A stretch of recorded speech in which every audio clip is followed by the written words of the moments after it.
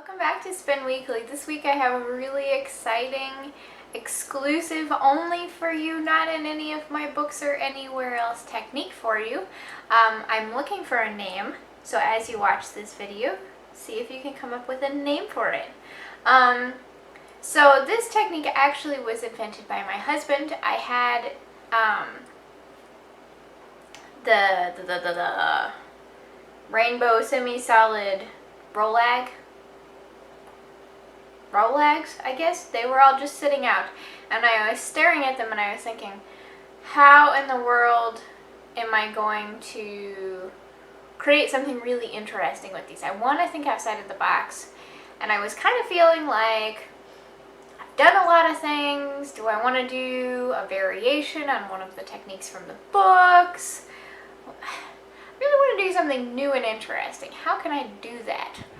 And the story just goes to show you that when you understand that you are in complete control of the fiber, your skill level doesn't really matter. You don't have to be some like grand master of fiber mojo prowess. My husband doesn't spin. I mean, he treadles occasionally, but he doesn't spin.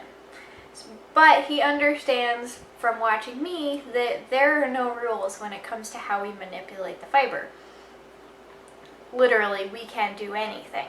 So I'm going to kind of tell you what the technique is, because he just like took up the fiber and went to town, and I didn't have a chance to really film the initial prep process. I have some footage and some photographs. So I'll have to do it again to show you that a little bit more in depth, but I'll walk you through it verbally. So what he did is he split the semi-solids into smaller pieces like this and made 3 different types of category, making sure that in each of the categories we never have the same colorway multiple times.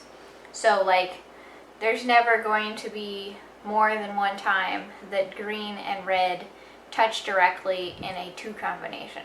You know what I mean? So the 3 types are 3s, 2s, and then minis. And the mini one is just all the leftover bits. He just piled them together to create a long run of color that's completely randomized. So the way he set it up is there are 12, I gotta visualize this, 12 2s, 10 3s, and then the 1 long. And so he started off, he said we're starting off with the red and spinning end to end, no alteration, through the big rainbow. Then half of the 3s, or half of the 2s, this is so confusing for me to say. I have it written out below so that way you can see what I'm trying to say, because I'm having trouble with the numbers. You know me and numbers. I gotta write it down. Anyway, so the long one, then half of the 2s, so then half of the 3s, and the big one, and the other half of the 2s, and the other half of the 3s, and then again starting with the red and ending with the yellow. So that's going to be really interesting. It's not a gradient, it's not a self-striping. It's just so cool. He requested that we spin it as single. That's his original idea, no plying, or if we do ply it with a solid color from a different, but I'm going to leave it a single. Because the pieces are fairly large, you could probably actually split them in half and do 2 identical progressions and then ply those together. Anyway, this video intro is super long because I had to explain the technique, and I'm going to stop rambling now and get on with the good stuff, and I will see you on the other side and potentially along the way if I have any thoughts.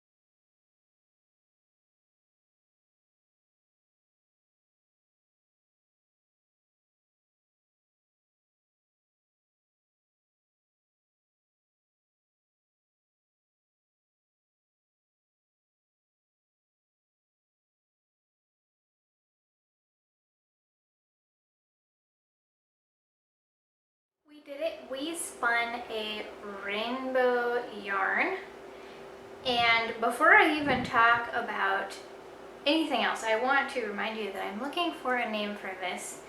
It's kind of self-striping. It's not really a gradient. It's definitely a rainbow. Though it could be applied to any other type of colorway, and I kind of want to try it out on some other stuff. It's semi-solid based, so in that sense, like I said, it's self-striping because all of the fibers that were put into it were semi-solids, not gradients or kettles or anything like that. So yeah, I'm looking for a name. I think it is gorgeous, and I spun it with the intention of it being a single, and it turned out to be really well balanced.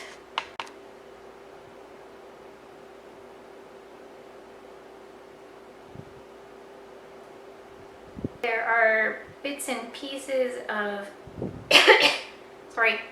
bits and pieces of texture in there that you can see. It's really like a complex yarn. I just really like it. I did mess up the progression that I had set originally, the solid 3s, 2s, 1s, 2, 3 solid progression. So the middle is a lot more randomized. So all of those different color combinations that we had created, my husband and I, to make sure that no two fibers were ever in the same sequence, or I mean no two colors. All of those I kept intact. I didn't split them into the categories that I said, but I did spin them that way, so that way there was no repeating like colorways next to each other. You know what I'm trying to say? There was never a blue next to a blue, or blue, green, blue, blue, green, blue. You know, it never repeated like that. Each combination was unique. So that's really cool. And I don't feel like that was a mistake. I think that just is a little bit more of a free-form approach. I got confused halfway through. I thought I was doing something on my chart, and then it was in the wrong spot on my chart, even though I was following my chart and checking with a pen. I just got it backwards. I don't know. Like I said, I had the chart out with the pen. I was paying attention, and I got confused. So yeah, if you're a long time Spin Weekly viewer, you will notice that occasionally counting more difficult than you thought. That should be my sponsor. Spin Weekly, brought to you by counting. More difficult than you anticipated. But yeah, so it still was appropriately random. Intentionally random. And I still had the two rainbows, yellow all the way through at the beginning and the end. So yellow was the starting point on both of them. So they followed the same progression. That's what I'm trying to say. I'm having like a contraction in the middle of this video. That's why I keep losing my train of thought. So yeah, I really like this, and I can't wait to try it out again on a different kind of colorway with the gradient at the top, and then the randomization of the semi-solids that use the same colors as in the gradient. And even more exciting is this is gonna be my first big shawl project. So my husband, who, like I have mentioned multiple times before, is proving to be difficult to convince that he should build me a triangle loom, because I don't ever finish like finished object type projects. I finish yarns. So I'm gonna make a shawl, and I'm gonna finish it.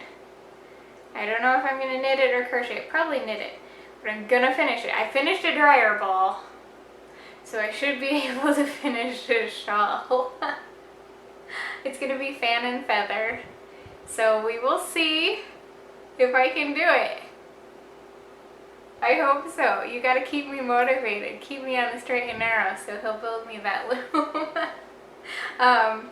So I have a link to the blog post that I wrote about this, and I have the full recipe, both the one that I intended to follow and the one that I actually followed, written in there, so you can follow along and spin this kind of yarn if you would like. I'll probably throw in the link to the shawl pattern that I'm going to use, the fan and feather, just because I'm sure somebody's going to ask, and it's really pretty. So if you have any comments or suggestions for the name of this yarn, or any other kind of suggestions or thoughts, leave them in the comments below, and I will see you next time.